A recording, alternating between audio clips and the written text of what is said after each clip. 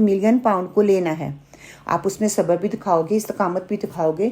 جس گول کو آپ خود جس گول کی قدر نہیں نہ کرتے، کوئی دوسرا آپ اس کی قدر نہیں کروا سکتا. اس کی قدر خود کریں گے تو آپ کو اس کی قدر کرنے کے لیے محنت کرنی پڑے گی. جب آپ محنت کرو گے تو اپنے گول کو اچیو کرے گو، اپنے مقصد کو پہچان لو گے. تو اللہ سبحانہ وتعالیٰ نے جس مقصد کے لیے ہمیں بھیجا ہے اس کے لیے ہمیں محنت کرنی پڑے گی، صبر کرنا پڑے گا. اچھا، اسکالرز جو ہے نا اس کا دوسرا پہلو بھی بتاتے ہیں. وہ کہتے ہیں کہ کئی دفعہ آپ کے پاس صبر بھی ہوتا ہے، آپ کے پاس مشن بھی ہوتا ہے، ویژن بھی ہوتا ہے، لیکن کیا ہے، ڈر ہوتا ہے. انسان ہونے کے ناطے آپ کے اندر ڈر آ جاتا ہے. لیکن جب آپ ڈر جاتے ہیں انسان ہونے کے ناطے، وہ کیا کرتے ہیں، وہ ڈر تو آئے گا، آپ نروس ہوں گے. اب یہی بنی اسرائیل کا حال یہاں پہ ہو رہا ہے کہ ہمارے پاس طاقت نہیں ہے، بڑی آرمی نہیں ہے،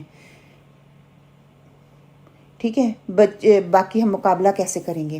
اور ایمان والے بھی یہ کہہ رہے ہیں کہ اللہ چھوٹے گروہ پر بڑے گروہ کو کامیاب کر دیتا ہے. لیکن جب سامنا ہو رہا ہوتا ہے تو یہ دعا پر ان کو بتائی جا رہی ہے، کہا جا رہا ہے کہ یہ دعا پر ڈالو، اللہ اکبر، کہ ربنا افرغ علینا صبرم، کہ اے ہمارے رب ہمارے اوپر صبر ڈھیل دے. دیکھیں، جب آپ گرمی میں ہوں، بہت گرمی پڑ رہی ہو، حبس ہو، آپ تڑپ رہے ہوں گرمی کے ساتھ، لائٹ بھی نہ ہو، ہر طرف آگ برس رہی ہو، تو آپ کو کیا لگے گا؟ کیا میرے ہاتھوں میں ٹھنڈا پانی ڈال دو کہ آپ کو ٹھنڈ پڑ جائے گی؟ نہیں، آپ کہو گے کہ پورے جسم کے اوپر جو ہے پانی ٹھنڈا جو ہے وہ انڈھیل دیا جائے. اب وہی تصور کریں کہ اللہ سبحانہ وتعالیٰ ہمارے اوپر، اے اللہ ہمارے اوپر وہ جو صبر کا جو ہے، یا وہ بارش ہے، یا وہ پانی ہے، یا وہ جو صبر ہے انڈھیل دے، ہمارے ذرے ذرے میں صبر بھر دے، استقامت آ جائے، ہم اس جگہ سے نہ ہلیں، پیچھے نہ ہٹیں، جس مقصد کے لیے نکلے ہیں وہ مقصد پورا کر کے جو ہے وہ آگے نکلیں. ہمارے اندر ڈٹرمنیشن دے دے، بہادری دے دے، ہم مشکلات سے لڑنا سیکھ جائیں، ہم ڈٹ جائیں، دشمن سے ہم نہ ڈریں. پھر ثبتنا اقدامنا کہہ کے کیا کہہ دیا کہ میرے قدموں کو جما دے، ثابت قدمی دے دے.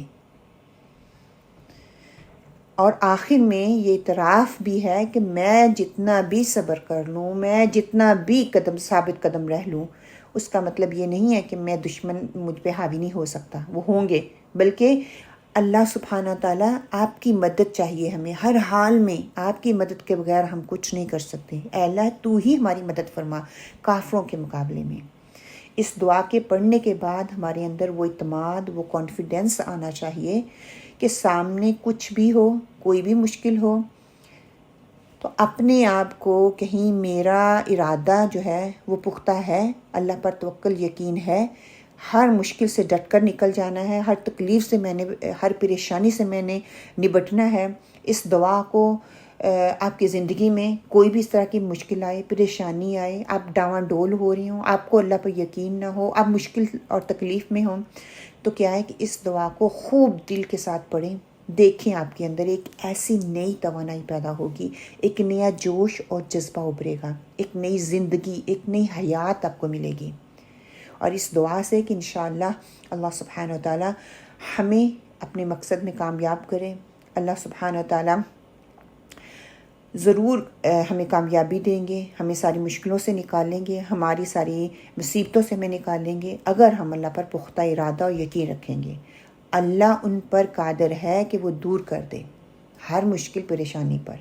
اللہ تعالیٰ کہتے ہیں نا کہ اندر کی دنیا بدلو گے تو تمہاری باہر کی دنیا خود ہی بدل جائے گی. مسئلہ یہی ہے کہ ہمارا اندر نہیں بدلتا، ہم باہر کو بدلنے کی کوشش کرتے ہیں لیکن ہمارا اندر نہیں بدلتا. اللہ تعالیٰ سے دعا ہے اللہ سبحانہ وتعالیٰ ہمارے اندر کی دنیا ہمارے لیے بدل دے. آمین اللہم آمین. تاکہ ہم باہر کی تبدیلی سے دوسروں کو جو ہے وہ ہماری باہر کی تبدیلی دوسروں کو نظر آئے اور آخر میں ہم کامیاب ہوں، نہ صرف دنیا میں بلکہ آخرت میں بھی. اور امید کرتی ہوں کہ